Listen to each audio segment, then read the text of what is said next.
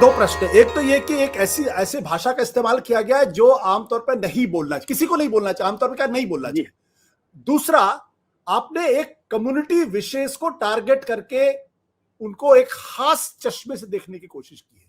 बिल्कुल बात, ये जो है ये हमारी जो पार्लियामेंट्री डेमोक्रेसी की जो बुनियाद है, जो सेकुलरिज्म है, आप किसी धर्म विशेष को के कितने भी आपको उससे दिक्कत हो, आप उसको टारगेट नहीं करेंगे। वो जो टारगेट करके किया गया है, क्या उस अंदाज में स्पीकर महोदय को या सरकार में बैठे हुए लोगों को फौरन एक ऐसी कार्रवाई करनी चाहिए ताकि फिर कभी किसी के धर्म विशेष को टारगेट करके कोई सांसद दूसरे सांसद पर अटैक ना करे। मेरा सवाल इस बात को लेकर है। मैंने यही आपसे निवेदन किया कि मैं इस जो एक्शन हुआ उससे को मैं उसको देखकर हैरान।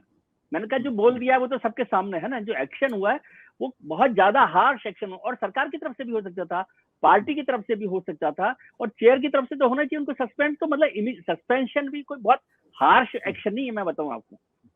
सस्पेंशन से क्या फर्क, और अभी तो जब हाउस ही नहीं चल रहा है, अगले बार जब आएगा तब तक सस्पेंड भी कर देंगे तो कोई फर्क नहीं पड़ेगा। लेकिन एक मैसेज जाता है ये कि इस तरह की बात नहीं करनी। और इसलिए मैंने कहा कि ये असंसदीय शब्द की हम चर्चा कर रहे हैं कि ये असंसदीय है। असंसदीय शब्द तो इतने सारे होते हैं कि आपको हर दिन यदि पार्लियामेंट में जाएंगे तो किसी भी शब्द पर आप प्रिविलेज ला सकते हैं। असंसदीय मैं यशवर्धन साहब के पास जाऊं उससे पहले एक और सवाल आपसे, क्योंकि आपसे हम लोग जानना चाहते हैं दरअसल इसमें क्या क्या हो सकता है। दानिश अली ने चिट्ठी लिखी स्पीकर महोदय को और रूल का हवाला देते हुए इसको एथिक्स कमेटी के सामने मामला जाएगा।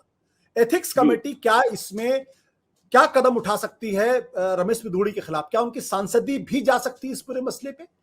क्या रिकमेंडेशन कर सकती है?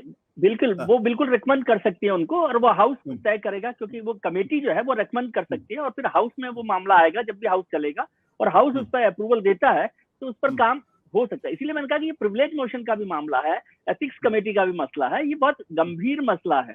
इस पर तुरंत कुछ कर, बल्कि सस्पेंड इमीडिएट हो जाता तो शायद इतनी बात नहीं बढ़ती जितनी बात आज ये हो गई। जैसे राजनाथ जी ने करके थोड़ा सा उसको बैलेंस किया।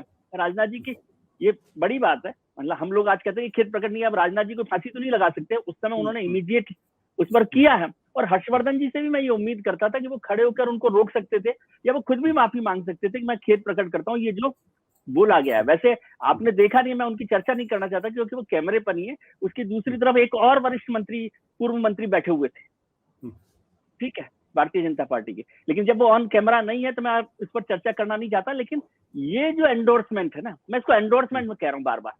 बिल्कुल बिल्कुल, ये एंडोर्समेंट है, बिल्कुल। और वो नहीं कह रहा हूँ, इग्नोर करना नहीं कह रहा हूँ, ये एंडोर्समेंट है। तो एंडोर्समेंट मतलब रमेश पिधूड़ी के अलावा भी लोग हैं जिन पर सोचना पड़ेगा पार्टी को कि क्या हो रहा है। और चाल चरित्र चेहरा की रहमानी साहब ने बात की, 10 साल की नहीं है, जिस दिन से पार्टी बनी है ना उस दिन से चाल चरित्र और चेहरा की बात लालकृष्ण आडवाणी और अटल बिहारी वाजपेयी हमेशा से करते रहे। खैर अब पार्टी ने ये चाल चरित्र चेहरा का जो नारा है ना वो छोड़ दिया, उसके आगे चल रही है पार्टी। लेकिन ये गंभीर मसला है। और एक चीज, यशोवर्धन जी जब आ गए तो आप उनसे पूछिए कि क्या ये हेट स्पीच का मसला नहीं है? सुप्रीम कोर्ट ने बार बार बात कही है, तो ये हेट स्पीच का भी मसला मुझे लगता है कि बनना चाहिए या बनता है नहीं। आजाद साहब बता सकते हैं, वो बड़े विद्वान लोग हैं, इस मसले पर बात करते हैं।